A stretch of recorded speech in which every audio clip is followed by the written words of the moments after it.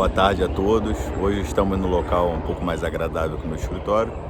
Apesar do escritório ser também agradável, ainda que aqui seja uma rota de passagem de helicóptero. Então às vezes tem um barulhozinho. O livro de hoje é esse: Escola de Frankfurt, o Palácio de Prazer do Demônio, o culto da teoria crítica e a subversão do Ocidente. Então, tem a ver com segurança pública? Foi mal, galera, que eu tenho que segurar o celular e mexer aqui no livro, nas coisas. Tem a ver com segurança pública? Tem a ver com segurança pública, sim. Tem a ver com uma série de outras coisas. Dentre elas, acredito eu, que a desmoralização da segurança pública. Desde o momento que desmoraliza valores que são representados pelas instituições que asseguram ou deveriam assegurar o nosso bem-estar dentro da sociedade. Então esse livro foi escrito pelo Michael Walsh. Michael Walsh é autor de outros livros. Ele é um crítico musical, ele é jornalista. E o que eu achei mais fantástico desse livro foi justamente o fato dele ser um crítico musical. Por quê? Porque ele fala no livro, né? Ele escreve, ele conta, e ele vai relacionando obras artísticas com o tempo de ter determinados acontecimentos. Então ele fala de uma história, de uma determinada história, que foi primeira ópera que Schubert se envolveu aos 16 anos, onde um pobre cavalheiro chamado Oswald resolve casar com uma aristocrata, Luitgarde é o nome dela. E a partir daí eles vão para ela é deserdada da família dela e eles vão para uma jornada no mundo, né? E chegam em um determinado vilarejo e escutam que em determinado local tinha um palácio de prazer do demônio, um castelo amaldiçoado. E a partir desse castelo amaldiçoado, o Oswald resolve com o seu escudeiro Robert irem até o local e desbravarem o local, verificarem as maldições, etc. E aí vão ao local, sofrem várias provações, resistem o teor moral. Ele começa a falar desse conto para ir caracterizando uma determinada mudança dentro dos padrões sociais no heroísmo, tá?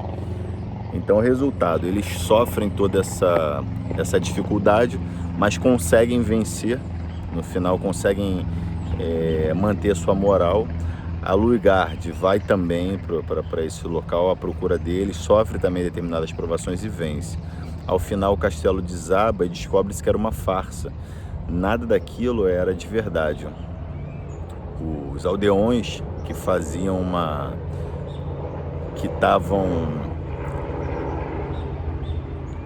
numa farsa com o tio dela, a fim de justamente prejudicar o casal. Vendo se aquilo era amor mesmo, né? Se havia um grau de amor ali, tá? Enfim, ela passa por isso. Aí já fica a figura feminina já passa a ser observada de uma forma diferente, um pouco diferente aí. Isso é início do século XIX, não é início do século XX, tá? Então ainda estava longe de 1914.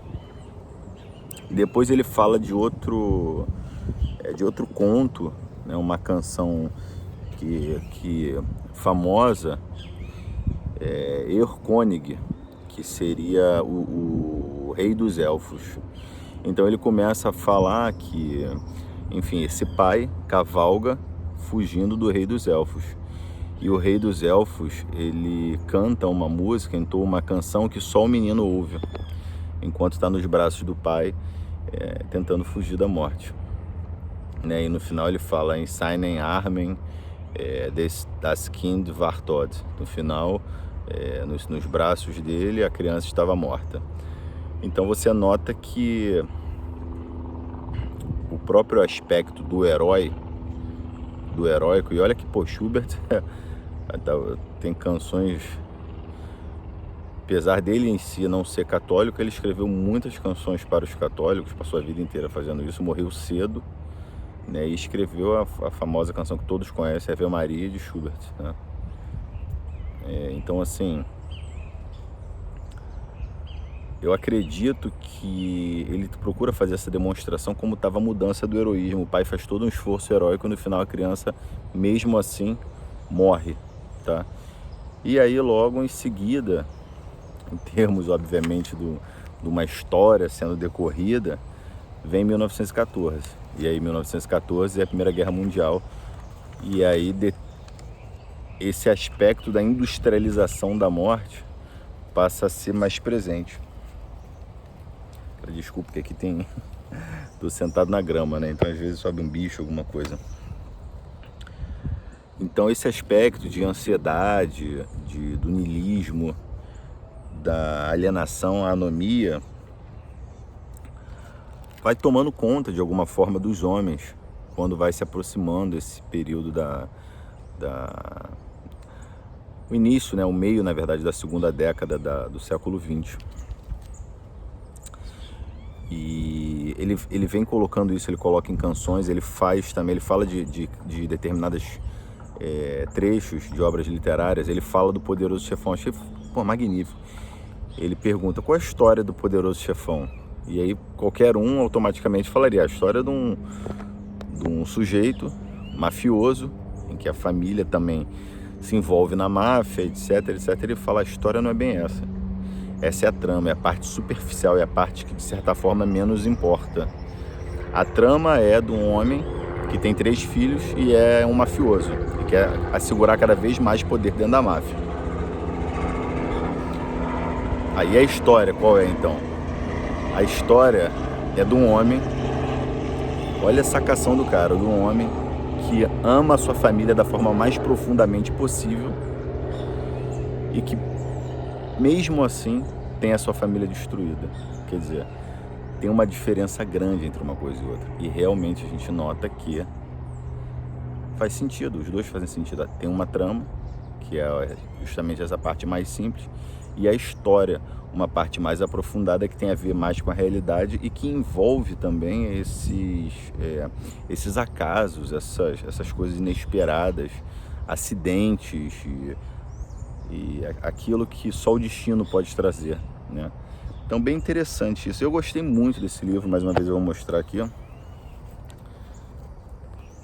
Vamos lá, Escola de Frankfurt, Michael Walsh. Agora, é um livro pesado, não sei quantas páginas ele tem aqui, um pouco mais de 200 páginas, mas é um livro pesado, assim, muitos conceitos.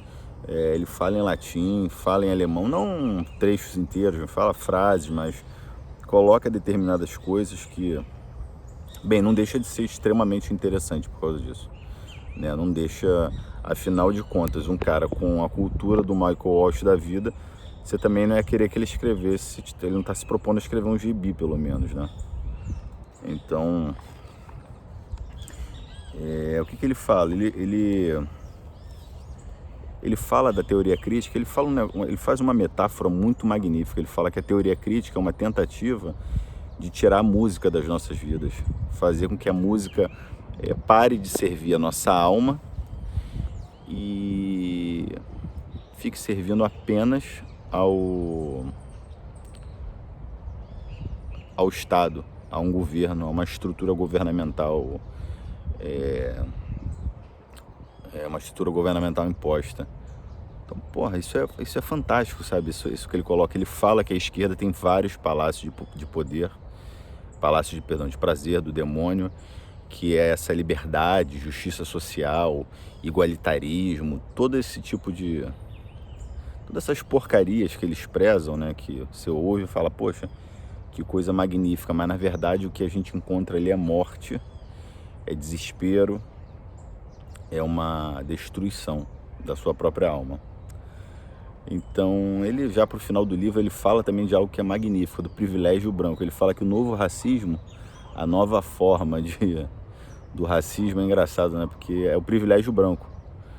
Então, que ele informa que, independente do que o branco fizer, ele vai ser sempre racista, porque de alguma forma ele foi privilegiado, os antepassados dele foram privilegiados, independente da situação que ele estava, independente até se no país dele existia escravo ou não, ele já é um privilegiado no mundo ocidental, etc.